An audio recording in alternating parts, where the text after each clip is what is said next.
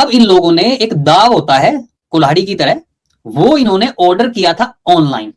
वो लेके गए ये लोग, लेके वहां पे गए और फिर जहां पे सुनसान दिखा तो 3 लोग वहां पे थे, एक बंदा वहां पे स्कूटी के पास था, देख रहा था कोई आ जा तो नहीं रहा है। दोस्तों सोनम रघुवंशी ने अभी तक जो बात पुलिस और सबसे छुपाई हुई है वो बात आज हम आपको बताने वाले हैं सिलसिलेवार तरीके से, क्या चीज छुपाई गई है। और सिर्फ राज की बात नहीं है यहाँ पे जो उसका बॉयफ्रेंड है, किसी और की भी सामने चैट सामने आई है। अब बहुत बड़ा खुलासा आपके सामने करने वाले हैं, पूरा कच्चा चिट्ठा मेरे पास यहाँ पे है, ये सिलसिलेवार तरीके से मैं आपको बताने वाला हूं। सारे न्यूज चैनल पे आपने तोड़ मरोड़ के देखा होगा, लेकिन स्टार्टिंग से आपको मैं बताने वाला हूं। सबसे पहले तो सोनम जो थी उसने बाहर पढ़ाई करने की ठानी थी, लेकिन उसके पिता ने उसको मना कर दिया था कि तुम कहीं नहीं जाओगी, जिसके बाद उसने अपने भाई के साथ प्लाईवुड का बिजनेस स्टार्ट कर दिया था और उसी में काम करना शुरू कर दिया था। वहां पे उसकी मुलाकात हुई थी राज कुशवाहा से, जो उससे 5 साल छोटा था। लेकिन ये चीजें शुरू कहां से हुई थी, क्यों ऐसी बन गई सोनम की जिसके साथ 7 जन्मों का वादा किया था उसके साथ 7 दिन भी रही। आप पूछेंगे 7 दिन कैसे, मैं आपको बताने वाला हूं, ये डिटेल मेरे पास है कैसे वो 7 दिन भी नहीं रही है अपने पति राजा के साथ। शादी होने से पहले मैंने आपको बताया कि अपने पिता के और भाई के साथ बिजनेस में उन्होंने साथ में कर लिया था, लेकिन ये जो मर्डर की बात कही जा रही है ये लगभग 3 महीने पहले स्टार्ट की गई थी। पहले इसकी प्लानिंग शुरू हो गई थी। पहले हुआ ये था कि राजा को सोनम कहीं पे दिखी थी पार्टी में और उसने अपने घर पे आके कहा कि माँ मुझे लगता है कि ये जो लड़की है ये मेरे लिए ठीक रहेगी, वो भी बिजनेस में ही हाथ बटाती है अपने घर वालों का और मेरे लिए सही रहेगी। पूछा सोनम के घर पे तो पता चला 1 साल पहले सोनम के घर से रिश्ता आया था, तब इन्होंने मना कर दिया था। तो बेचारा राजा ने कहा कि माँ हो सकता है मेरी शादी यहीं पे लिखी हो, इसलिए तुम इनसे बात चलाओ। वहां से बात चली और फिर वह बात आगे बढ़ी, रोका वगैरह सब कुछ हो गया था, सब ठीक चल रहा था। लेकिन उससे पहले, रोके से भी पहले, इनके पिताजी ने पूछा सोनम के, बेटा तुम्हें कोई और पसंद है तो बता दो, कोई दिक्कत नहीं है। अब सोनम ये थोड़ी बताएगी कि आपके यहाँ पे वो कर्मचारी काम करता है, मैं उससे प्यार करती हूँ, 5 साल जो छोटा है मेरे से। क्या करते वहां पे बिल्कुल नहीं मानने वाले थे। तो सोनम ने कहा नहीं पापा कोई दिक्कत नहीं है, जहां पे आप बोलोगे मैं वहीं पे शादी करूंगी। यहां से प्लानिंग शुरू हो गई थी।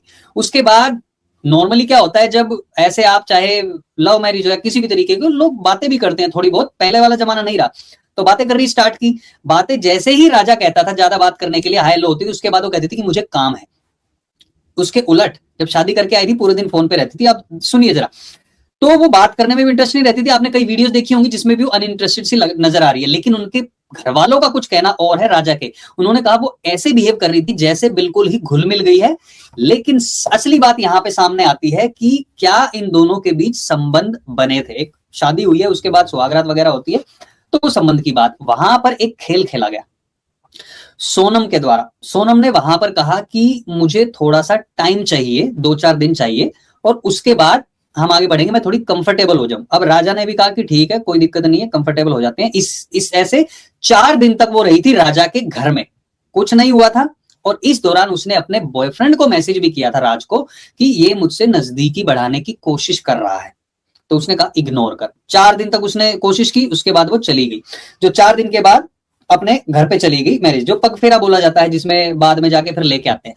तो उसके बाद राजा वहां जाने वाला था उसको लेके आने के लिए 5वें दिन। तो उधर से सोनम की मां का फोन आता है कि हमारे यहाँ पे हस्बैंड लेने नहीं आता है बल्कि सास ससुर आते हैं, और आपको भी हम बता देंगे कि कब आना है आपको, ठीक है। ये उन्होंने बोल दिया था, जो कि बोला गंगा दशहरे के बाद, और हम आपको बता देंगे।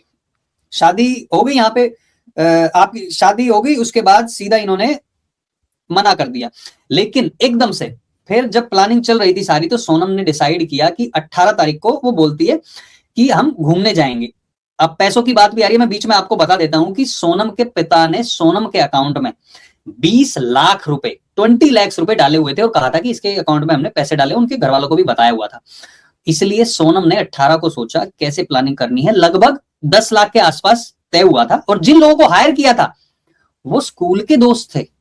एक चश्मे वाला लड़का भी दिख रहा है, पहले मैंने सोचा कि ये लड़का होगा, कि ठीक है प्यार में पड़ गई, लेकिन आपने फिर उसकी तस्वीर भी देखी होगी, वो आपको पता चलता है प्यार अंधा होता है। इस कहानी से भी साबित हो गया यहाँ पर, ठीक है। आप लोग भी बताइए कितना अंधा होता है। ये नहीं कहते कि किसी को भी हो सकता है, लेकिन इतना अंधा हो जाता है कि किसी को मार डाला। एनीवे, तो 18 तारीख को प्लान बनता है, और फिर सोनम कहती है कि हम लोग घूमने चल रहे हैं। आपको याद होगा पिछली वीडियो में हमने बताया था कि ज्योतिष ने मना किया था 29 तारीख तक तुम बाहर मत निकलना, तुम दोनों ही मांगलिक हो, लेकिन ये वाला जो टाइम है ये सबसे खराब है तुम दोनों के लिए, इसमें बिल्कुल भी बाहर मत निकलना तुम। बोला ठीक है ओके। लेकिन सोनम ने 18 तारीख को प्लान बनाया, बोला कि हम चलते घूमने के लिए, मैं यहां से सीधा आऊंगी एयरपोर्ट। सोनम ने ही टिकट करवाई थी और बोल दिया था राज को तुम अपने गहने पहन के आना, या जो भी था। तो राजा ने अंगूठी, डायमंड की अंगूठी सोने का ब्रेसलेट, सोने की चेन, तीनों पहन के गया था, जिसकी कीमत 10 लाख के आसपास बताई जाती है। जैसे ही एयरपोर्ट की फोटो शेयर की, आपने देखा होगा राजा को भी, जैसे आजकल इंस्टाग्राम पे होता है, लोग अपनी वीडियो बनाते हैं, शादी वादी की, उसने भी कई सारी बनाई हुई थी, तो उसने फोटो पोस्ट की, अपने सोशल मीडिया पे डाल दी, अपने घर वालों को भेज दी। जैसे उसकी माँ ने देखा, उसने कहा, फोन किया तुरंत, तो चेन क्यों पहन के गया? उसने कहा कि सोनम ने कहा था इसलिए। राजा की माँ ने तुरंत सोनम की माँ को फोन किया और कहा कि भाई चेन क्यों पहन के, सोने का पहनने के लिए क्यों बोला बहू ने? तो वहां पे उनकी थोड़ी बहुत कहा सुनी हुई, लेकिन उन्होंने सोचा चलो ठीक है, बहू कह रही है इसलिए कोई दिक्कत नहीं है, अभी ये चलेगी, लेकिन अपना ध्यान रखिए। लेकिन उनको अंदाजा हो गया था यहाँ पे कहीं कुछ गलत ना हो, सोने के चक्कर में कहीं कोई कुछ कर ना दे, यहां से उनको शक हो गया था। इससे पहले जब उसने 18 का प्लान बनाया था, वो तो तब भी मना कर रही थी, उसकी माँ कह रही थी बेटा नहीं जाना है। उसने कहा कि नहीं माँ, सोनम कह रही है।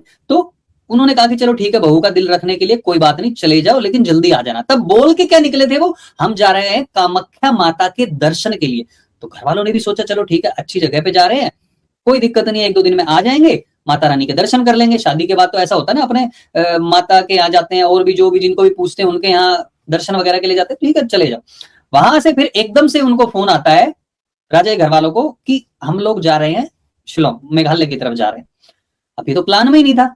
उसकी माँ ने कहा कि नहीं, वहां कहाँ जा रहे हो, वहां पे तो बहुत सुनसान रहता है, और वहां पे क्या करोगे तुम वहां पे? तो उन्होंने बताया कि 2-4 स्पॉट्स है, वहां पे जाएंगे हम, थोड़ा फोटो शूट वगैरह करेंगे, इसलिए जा रहे हैं।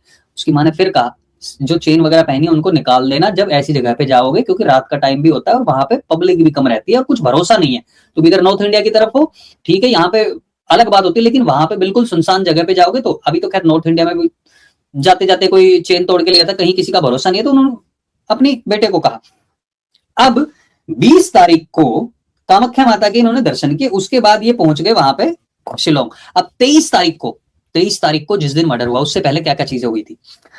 पहले ही सोनम ने एक तरफ तो अपने पति की और अपनी दोनों की टिकटें बुक कर दी थी, उसके अलावा उसी ने बुकिंग किसकी कराई, बुकिंग करा दी वो 4 लोग जो वहां पर गए थे, 3 लोग, वहां पे उनके होटल से 1 किलोमीटर दूर तुम लोग रहोगे, कैश में तुम डील करोगे, कैश उनको थोड़ा सा पहले ही दे दिया था, किसी से तुम बात नहीं करोगे, कोई एंगेज होने की कोशिश करेगा उससे बात मत करना, नहीं तो फिर पता चल जाएगा। बहुत सारे क्राइम पेट्रोल देख के गई थी सोनम कि क्या क्या चीजें देखनी, क्या क्या नहीं करनी है।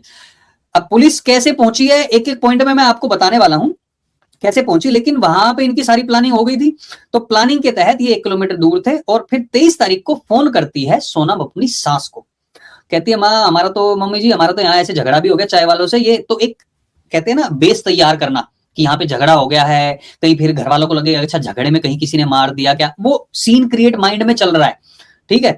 तो वो वहां पे बोला, उन्होंने कहा कि नहीं तुम लोग किसी से फालतू मत करो, तुम लोग वहां से आ जाओ। उन्होंने कहा हाँ ठीक है हम आएंगे, लेकिन तुम वीडियो शेयर नहीं की, कह रहे कि वीडियो नहीं, यहाँ पे नेटवर्क नहीं आता, इसलिए फोटो शेयर कर दी। फोटो भी शेयर की, उसमें भी वो मैं आपको आगे बताऊंगा कि राजा को मारने के बाद, लेकिन वहां पर कहा कि बेटा एकादशी का व्रत था राजा की माँ का।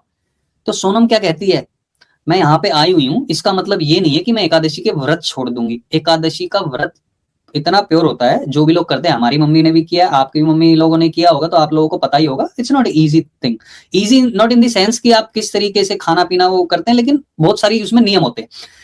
अब वो नियम भी इसीलिए बोला गया था स्पेशली क्योंकि अब तक राजा ने सोनम को छुआ नहीं था, या ऐसे कह लीजिए कि सोनम ने छूने नहीं दिया था।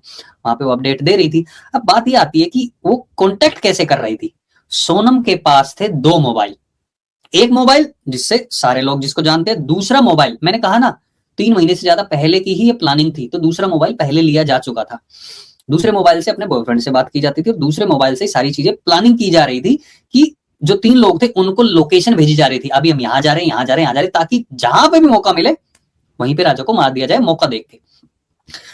अब 23 तारीख को फोन पे बात करने के बाद उसने ये बोला, फिर 23 तारीख को फिर जब दिख रहा था कि हाँ राजा और नजदीक आने की कोशिश कर रहा, तब उसने सोचा कि दिस इज द टाइम। तो वो गए हैं 3000 स्टेप नीचे वहां पे घूमने के लिए। उसके बाद जब वो चढ़ रहे थे, वापस आ रहे थे, स्कूटी किराए पे लिया, आपने वो सीसीटीवी वगैरह देखे होंगे, आप स्क्रीन पे भी देख रहे हैं। इसके बाद जब वो वापस चढ़ रहे थे, तो वहीं से वो लोग साथ में होली, जो इसने किराए के हत्यारे बुलाए थे और बचपन के दोस्त बुलाए थे, कुछ भी कह लीजिए, उन लोगों ने उसके साथ बात करना शुरू किया। अब आप एक ऐसी जगह पे जाएंगे जहां पर आपको दिखेगा यार हिंदी बोलने वाला मिल गया, वो भी अपनी साइड का मिल गया, तो बंदे खुश हो जाते हैं कि ठीक है बात कर लो। तो वही राजा ने किया, राजा ने बात करनी स्टार्ट की, वही सोनम चाहती थी। सोनम धीरे धीरे थकने का बहाना करते हुए पीछे पीछे थोड़ी सी रहने लगी, कह रही कि तुम चलते रहो, मैं धीरे धीरे चढ़ रही हूँ, कोई दिक्कत नहीं है। थोड़ी थोड़ी दूरी बनती गई, सोनम थकी हुई, सोनम थक भी रही थी और ड्रामा भी कर रही थी। ऊपर जाते जाते हत्यारों ने राजा को मारने से मना कर दिया। कि हम नहीं मारेंगे, बस हम नहीं मारेंगे, हम भी थक गए और ये ठीक नहीं है। वहां पे सोनम फिर होगी कि ये तो मेरी पूरी प्लानिंग फेल हो जाएगी। सोनम ने कहा मैं तुम्हें 10 नहीं, मैं तुम्हें 20 लाख रुपए दूंगी। कुछ उसके पास जो कैश पड़ा हुआ था, जो उसने राजा के पर्स से निकाला था, 15,000 रुपए वो भी दिए और कहा कि मैं तुम्हें 20 लाख दूंगी, प्लस अपने पापा के प्लाईवुड के बिजनेस जो है भाई के साथ संभालती है, उसमें तुम्हें नौकरी भी दूंगी। अब उन्होंने सोचा यार इससे गोल्डन मौका कहां मिलेगा, यहाँ तो पैसे भी मिल रहे हैं, यहाँ पे तो कुछ भी नहीं है, यहाँ पे किसी को पता ही नहीं चलेगा, किसी को मार के फेंक दो।